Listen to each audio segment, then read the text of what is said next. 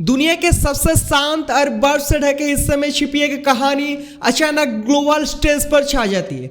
Greenland, जिसे लोग सिर्फ बर्फ, पहाड़ियां और रंग बिरंगे छोटे घरों वाला द्वीप समझते हैं, आज 21वीं सदी की सबसे बड़ी जियोपॉलिटिकल लड़ाई के बीच खड़ा है।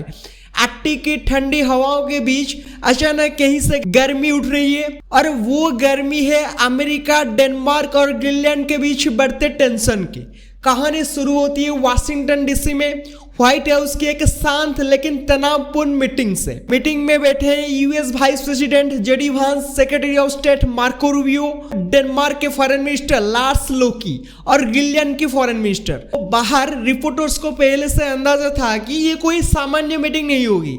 आर्कटिक को लेकर अमेरिका और डेनमार्क के बीच जो खिंचाव महीनों से बढ़ रहा था, वो आज सामने फटने वाला था। लगभग 1 घंटे बाद जब दरवाजा खुलता है तो लार्स रास्मुसेन का चेहरा साफ बता रहा था कि अंदर कोई हल्की चर्चा नहीं हुई। वो बाहर आते ही कहते हैं, डेनमार्क और यूनाइटेड स्टेट्स के बीच ग्रीनलैंड के भविष्य को लेकर फंडामेंटल डिसएग्रीमेंट है।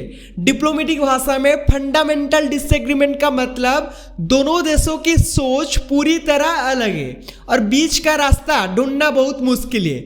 और फिर रास्मुसेन ने वो बात कही जिसने ग्लोबल मीडिया को हिला दिया। उन्होंने बताया कि अमेरिकी राष्ट्रपति डोनाल्ड ट्रंप ने साफ कहा है कि यूनाइटेड स्टेट्स को ग्रीनलैंड को एक्वायरी करना चाहिए। एक्वायरी का मतलब लेना, मालिक बनना।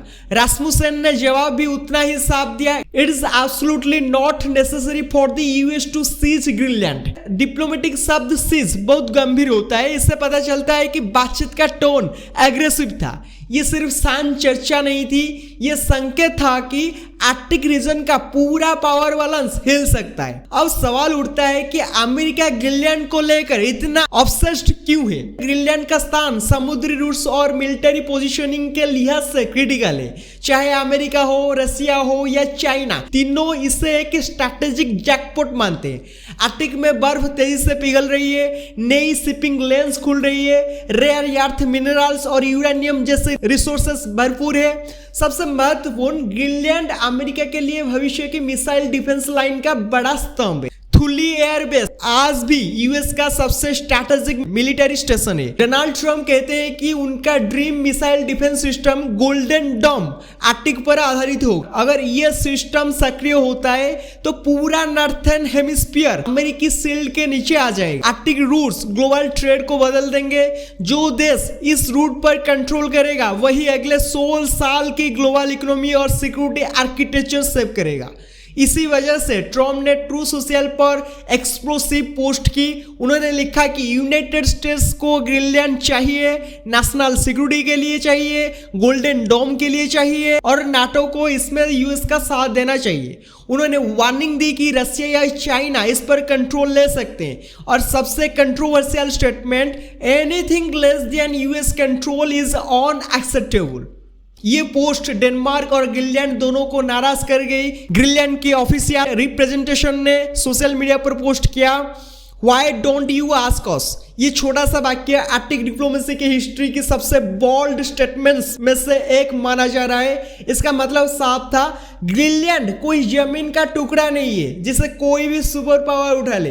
ग्रीनलैंड एक नेशन है, एक आइडेंटिटी है, एक कल्चर है और उसके लोगों को अपनी आवाज रखने का अधिकार है। मीटिंग के बाद ग्रीनलैंड की फॉरेन मिनिस्टर ने कहा कि यूएस एक दोस्त है, कोऑपरेशन जरूरी है, लेकिन इसका मतलब ओनरशिप नहीं है। उनका बयान था, हम अपनी लैंड किसी भी कंट्री को ओनरशिप के लिए नहीं देंगे, कोऑपरेशन हाँ, कंट्रोल नहीं। ग्रीनलैंड के प्राइम मिनिस्टर निल्सन ने भी मीडिया के सामने स्पष्ट किया कि अगर उन्हें चुनना पड़े तो वे डेनमार्क, नाटो और यूरोप को चुनेंगे। ये बयान इतना बड़ा जियोपॉलिटिकल शॉक था कि पत्रकारों ने ट्रम्प से सवाल किया। ट्रम्प का जवाब ट्रम्प स्टाइल में आया, I disagree with him, I don't know who he is, but that's going to be a big problem for him.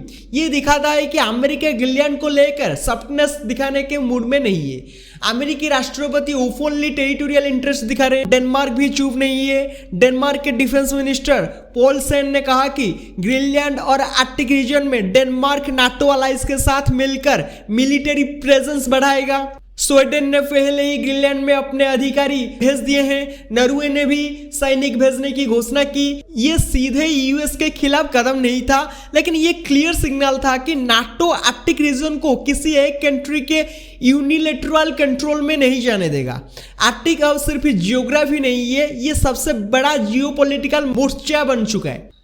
Greenland के लोग अपनी भाषा, अपने कम्युनिटी और कल्चर पर गर्व करते हैं। उनका डर है कि कोई सुपर पावर उन्हें सिर्फ स्ट्रैटेजिक लैंडमास की तरह देखे। इसीलिए ग्रीनलैंड कह रहा है हम दोस्ती चाहते हैं, पार्टनरशिप चाहते हैं, लेकिन ओनरशिप का सवाल ही नहीं उठता। डेनमार्क भी ग्रीनलैंड से हाथ नहीं धो सकता, क्योंकि ग्रीनलैंड को ना डेनमार्क की आइडेंटिटी और जियोपॉलिटिकल स्टैंडिंग पर भारी होगा। दूसरी तरफ अमेरिका के स्ट्रैटेजिक गोल्स आर्कटिक से तेजी से जुड़े हुए हैं। रेयर अर्थ मिनरल्स जो आज दुनिया की सुपर पावर्स की लड़ाई का मुख्य वेपन है, ग्रीनलैंड में भरपूर है। चाइना आज दुनिया की रेयर अर्थ सप्लाई का 70% कंट्रोल करता है। अगर ग्रीनलैंड यूएस कंट्रोल में आता है तो ये रेयर अर्थ वार का पावर बैलेंस बदल सकता है।